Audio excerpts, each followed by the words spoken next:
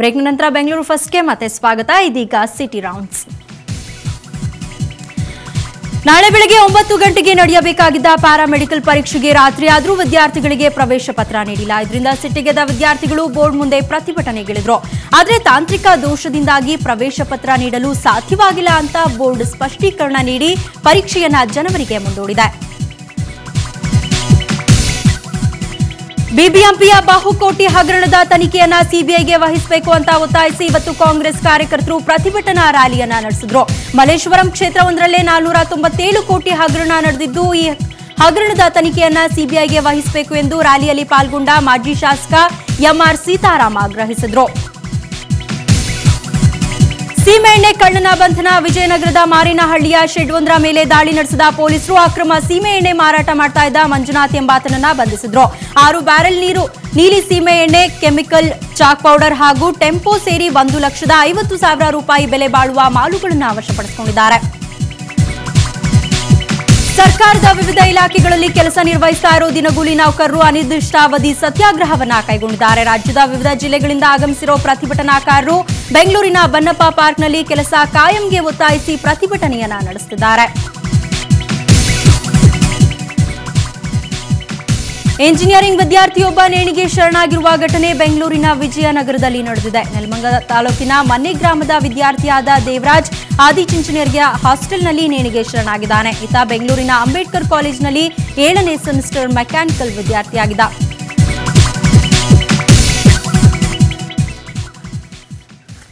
ಇನ್ನು ಕರ್ನಾಟಕದಲ್ಲಿ ಇವತ್ತು ಚಿನ್ನದ ದರ ಎಷ್ಟಿತ್ತು ಅಂತ ನೋಡೋಣ ಬನ್ನಿ.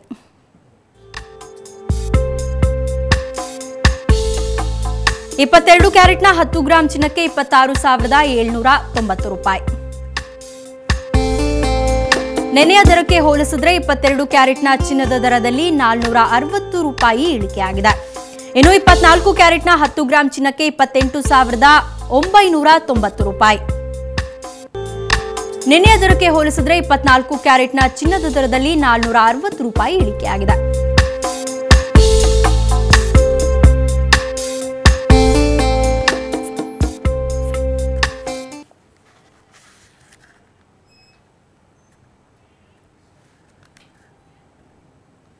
ಆತನಿಗೆ ಬದುಕು ಅನ್ನೋದು ಕಷ್ಟವಾಗಿರಲಿಲ್ಲ. ಇಷ್ಟಪಟ್ಟೆ ಜೀವನ ನಡೆಸ್ತಾ ಇದ್ದ. ಆದರೆ ಅದೇನಾಯ್ತೋ ಏನೋ ಈಗ ಹುಚ್ಚನಾಗ್ಬಿಟ್ಟಿದ್ದಾನೆ. ಕೊನೆಗೂ ಸುವರ್ಣ ನ್ಯೂಸ್ ಆತನಿಗೆ ಆಶ್ರಯ ಹುಡುಕಿಕೊಟ್ಟಿದೆ.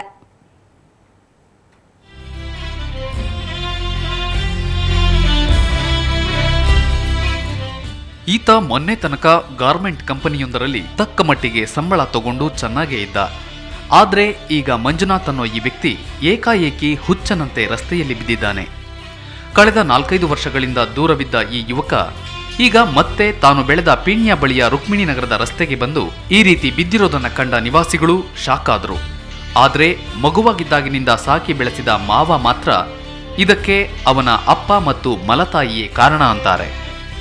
ತಾಯಿ ಗಲಾಟೆ ಮಾಡ್ತಾರೆ, ಮನೆ ಕೊಡಲ್ಲ. ಅವ್ರ ಅಪ್ಪನೂ ಹೊಡಿತಾನೆ. ಅವನ ಬಲ್ತಾಯಿ ಮಗ ಇದ್ದಾನೆ, ಅವನು ಆಚೆ ಕೊಡಬೇಡ ಅಂತ 2 ಸಾರಿ ಅವನು ಹೊಡೆದಿದ್ದಾನೆ. ಅವನು ತಂಗಿದ್ದಾಳೆ, ಅವಳೊಂದು ಸಾರಿ ಪರ್ಕೆಲ್ ಹೊಡೆದಿದ್ದಾಳೆ. ಕಟ್ಟುಮಸ್ತಾಗಿರುವ 26 ವರ್ಷದ ಈತನಿಗೆ ಸ್ಥಳೀಯರು ನೀರು ಕೊಟ್ಟು ಡಾಕ್ಟರ್ ಕರೆಸಿ ಕೈಲಾದ ಸಹಾಯ ಮಾಡಿದ್ದಾರೆ. ಆದರೆ ಈ ಮಂಜುನಾಥ್ಗೆ ಅದೇನಾಗಿದೆಯೋ ಏನೋ, ಯಾರು ಮಾತಾಡ್ಸಿದ್ರೂ ಓಡ್ತಾನೆ ಅಥವಾ ಯಾವುದಕ್ಕೂ ಸ್ಪಂದಿಸದೆ ರಸ್ತೆಯಲ್ಲೇ ಮಲಗ್ತಾನೆ. ಆಕ್ಟಿವಿಟೀಸ್ ಏನಿಲ್ಲ, ಎದ್ದೋಳ ಅಂತಂದರೆ ಹೊಡೆಯೋದು, ಯಾರಿಗೆ ಮಾತಾಡಿಸಿದ್ರು ಗುದ್ದೋದು, ಏನು ಕೊಟ್ಟರು ತಿಂತಿರಲಿಲ್ಲ. ಅವನ ರೂಪ ನೋಡಿದ್ರೇ ಪ್ರತಿಯೊಬ್ಬರಿಗೂ ಭಯ ಆಗುತ್ತಲ್ಲ, ಆ ರೀತಿ ಎಲ್ಲರೂ ಭಯ ಬಿದ್ದಿರೋದು. ಜೊತೆಗೆ ಇನ್ನೊಂದೇನೆಂದರೆ ನಮ್ಮವರು ನಮ್ಮ ಏರಿಯಾದವರು ಅನ್ನೋದು ಇದರಿಂದ ನಾವು ಅವನಿಗೇನು ಕೇರ್ ತಗೋಬೇಕು ಅಂತ ಹೇಳ್ಬಿಟ್ಟು ಈ ವ್ಯವಸ್ಥೆನ ಮಾಡುತ್ತೇವೆ. ಮಂಜುನಾಥನ ಈ ಪರಿಸ್ಥಿತಿ ಬಗ್ಗೆ ತಿಳಿದ ಸುವರ್ಣ ನ್ಯೂಸ್ ತಂಡ ಆತನ ತಂದೆ ಪುರುಷೋತ್ತಮನ ವಿಳಾಸ ಹುಡುಕ್ತು. ಪೀಣ್ಯದಲ್ಲಿ ಜ್ಯೋತಿಷಿಯಾಗಿರೋ ಈ ಪುರುಷೋತ್ತಮ ಮಾತ್ರ ತನ್ನ ಮಗನ ಬಗ್ಗೆ ನಾನೇನೂ ಮಾಡಲಾರೆ ಎಂದು ಕೈ ಎತ್ತಿಬಿಟ್ಟ. ಆಗಿದ್ದೆಲ್ಲ ಏನೇನು ಬೇಕು ಅವನಿಗೆಲ್ಲ ಟ್ರೀಟ್ಮೆಂಟು ಲಕ್ಷಾಂತರ ರೂಪಾಯಿ ಸ್ಪಂದನದಲ್ಲಿ ಮತ್ತು ನಿಮಾನ್ಸಲ್ಲೆಲ್ಲ ಕರ್ಕೊಂಡೋಗಿ ತೋರಿಸ್ತಾ ಎಲ್ಲ ಲಿಸ್ಟ್. ಕೊನೆಗೆ ಸುವರ್ಣ ನ್ಯೂಸ್ ತಂಡದ ಪ್ರಯತ್ನದಿಂದ ಮಂಜುನಾಥ್ ಸದ್ಯದ ಮಟ್ಟಿಗೆ ಆಟೋ ರಾಜನ ಹೋಮ್ ಆಫ್ ಓಪ್ ಆಶ್ರಯದಲ್ಲಿ ಸೇಫ್ ಆಗಿದ್ದಾನೆ. ಆದರೆ ಈತನ ಬಾಳಲ್ಲಿ ಹೊಸ ಬೆಳಕು ಮೂಡಬೇಕಿದೆ. ಅದು ಆದಷ್ಟು ಬೇಗ ಆಗಲಿ ಅನ್ನೋದೇ ನಮ್ಮ ಆಶಯ. ರಜನಿ ಎಂಜಿ, ಸುವರ್ಣ ನ್ಯೂಸ್ 24/7 ಬೆಂಗಳೂರು. ಕಳೆದು ಹೋಗಿದ್ದ ವಸ್ತುವೊಂದು 10 ವರ್ಷಗಳ ನಂತರ ಸಿಕ್ಕರೆ ನಿಮ್ಗೆಷ್ಟು ಖುಷಿ ಆಗತ್ತೆ ಅಲ್ವಾ? ಅದೇ ವ್ಯಕ್ತಿಯೊಬ್ರು ಸಿಕ್ಕರೆ ಇನ್ನೆಷ್ಟು ಖುಷಿ ಆಗಬೇಡ. ನೋಡಿ, ಅಂಥದ್ದೊಂದು ಇಂಟ್ರೆಸ್ಟಿಂಗ್ ಸ್ಟೋರಿ ಇಲ್ಲಿದೆ.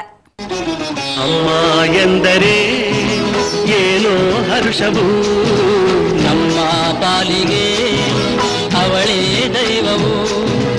ಅಮ್ಮ ಎಂದರೆ ಏನೋ ಹರ್ಷವು, ನಮ್ಮ ಅಮ್ಮ, ಅಬ್ಬ, ಈ ಎರಡು ಪದದಲ್ಲಿ ಅದೆಂಥ ಸಂತೋಷ ಇದೆ.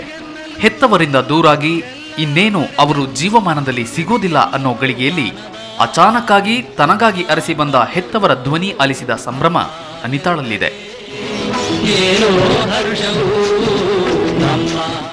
ಈಕೆ ಅನಿತಾ, ವಯಸ್ಸು 20. 10 ವರ್ಷದ ಬಾಲಕಿಯಾಗಿದ್ದಾಗ ಅಕ್ಕನ ಮನೆಗೆ ಹೋಗ್ಬರ್ತೀನಿ ಅಂತ ಹೋಗಿದ್ದ ಈ ಹುಡುಗಿ ಮತ್ತೆ ಮನೆಗೆ ತಿರುಗಿ ಹೋಗಿಲ್ಲ. ಇವಳಿಗಾಗಿ ಹೆತ್ತವರು ಹುಡುಕಾಡದ ಸ್ಥಳವಿಲ್ಲ. ಮೊದಲೇ ಬುದ್ಧಿಮಾಂದ್ಯೆಯಾಗಿದ್ದ ಮಗಳು ಮತ್ತೆಂದೂ ಮನೆಗೆ ಬರಲ್ಲ ಅಂತ ಕೊರಗಿ ಸೊರಗಿ ಹೋಗಿದ್ರು. ಇತ್ತ ಅನಿತಾಳದ್ದು ಅದೇ ಪರಿಸ್ಥಿತಿ. ದಾರಿ ತಪ್ಪಿ ಗೊತ್ತು ಗುರಿ ಇಲ್ಲದೆ ಬೆಂಗಳೂರಿಗೆ ಬಂದಿಳಿದ ಇವಳು ಬೀದಿ ಬೀದಿಯಲ್ಲಿ ಅಲೆದು ಕೊನೆಗೆ ಹೆಣ್ಣೂರಿನ ಆಟೋರಾಜರ ಹೋಮ್ ಫಾರ್ ಹೋಪ್ಗೆ ಸೇರಿದ್ಲು. ಆಟೋರಾಜ ತಮ್ಮ ಆಶ್ರಮದಲ್ಲಿ ಅನಿತಾಳನ್ನ ಜೋಪಾನ ಮಾಡಿದ್ರು. 10 ವರ್ಷದ ನಂತರ ಮಗಳನ್ನು ತಬ್ಬಿ ಹಿಡಿದ ಈ ತಂದೆಯ ಹೃದಯದ ತುಮುಲ ವ್ಯಕ್ತವಾಗಿದ್ದು ಹೀಗೆ. 10 ವರ್ಷದಿಂದ ಒಂದು 3 ವರ್ಷ 4 ವರ್ಷ ಹುಡುಕ್ತಾನಿದ್ದೀನಿ. 3 ದಿವಸ ಕೆಲ್ಸಕ್ಕೆ ಹೋಗೋದು ಕಂಬಳಕ್ಕೆ, ಆಮೇಲೆ 3 ದಿವಸ ಹುಡುಕೋದು. ಇದೇ ಥರ ಹುಡುಕಿ ನೋಡ್ಬಿಟ್ಟು ಆಮೇಲೆ ನನ್ನ ಮಗಳಿಲ್ಲ, ತೀರೋಗ್ಬಿಟ್ರು ಅಂದ್ಬಿಟ್ಟು ಆಮೇಲೆ ಇಲ್ಲಿ ಹೇಗೆ ಪತವಾಗಿ ಅಡ್ರೆಸ್ ಆಗಿ ಬಂದಿದ್ದು ನೋಡಿದೆ ಇದ್ದಿದ್ದೀನಿ. ಬೆಂಗಳೂರಿನಿಂದ ಮೈಸೂರು ಬಳಿಯ ಹುಣಸೂರಿನ ಮನೆಗೆ ಸೇರಿದಾಗ ಅವಳ ಮನೆಯವರ ಆನಂದ ಹೇಳತೀರದು. ತನ್ನ ಮಗಳನ್ನ ಕಣ್ತುಂಬಿಕೊಂಡ ತಾಯಿ ಹೃದಯದಲ್ಲಿ ಹೇಳತೀರದ ಭಾವನೆಯ ಅಲೆ ಕಣ್ಣೀರ ರೂಪದಲ್ಲಿ ಹೊರಬಂತು. 13 ವರ್ಷ ಸರ್ ಕೊರಕೆಂದೇ ಇದ್ದಿದ್ದು ನಾವು. ಸಾಸರ್ ಊರು, ಕೆರೆ ಊರು ಎಲ್ಲ ಬಳಸಿದ 5 ವರ್ಷ. ಆಮೇಲೆ ಮೊಮ್ಮಗಳು ಬಂದ ಮೇಲೆ ಎಲ್ಲೋ ಸತ್ತೋಯ್ತು. ಇಲ್ಲ, ನನ್ನ ಮಗಳು ಇನ್ನೇನು ನಾವು ಎಲ್ಲಿ ಹುಡುಕಿದ್ರೆ ಸಿಕ್ಕೋದಿಲ್ವಲ್ಲ ಅಂದ್ಬಿಟ್ಟು ಫೋಟೋ ಎಲ್ಲ ಟ್ಯಾಸ್ನಲ್ಲೆಲ್ಲ ಕೊಟ್ಟು ಈ ಹುಡುಗಿದು ಎಲ್ಲ ಹಾಳು ಮಾಡಿಬಿಟ್ಟ. ಇದು ವಿಧಿಯ ಆಟವೋ ಏನು ಲೀಲೆಯೋ ಗೊತ್ತಿಲ್ಲ. ಆದರೆ ಕೊನೆಗೂ ಒಂದಾದ ಅನಿತಾ ಹಾಗೂ ಅವರ ಹೆತ್ತವರ ಕಣ್ಣಲ್ಲಿ ಹೊಸ ಬೆಳಕೊಂದು ಮೂಡಿದೆ. ಬೆಂಗಳೂರಿನಿಂದ ಪವಿತ್ರ ಶೆಟ್ಟಿ ಜೊತೆ ಕೆಪಿ ನಾಗರಾಜ್, ಸುವರ್ಣ news 24/7 Mysuru.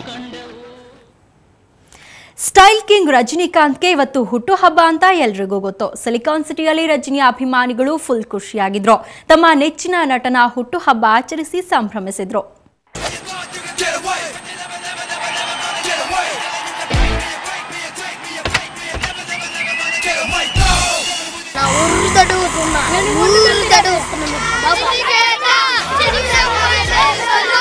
Style king Rajani ಮೋಡಿಯೇ ಅಂತದ್ದು.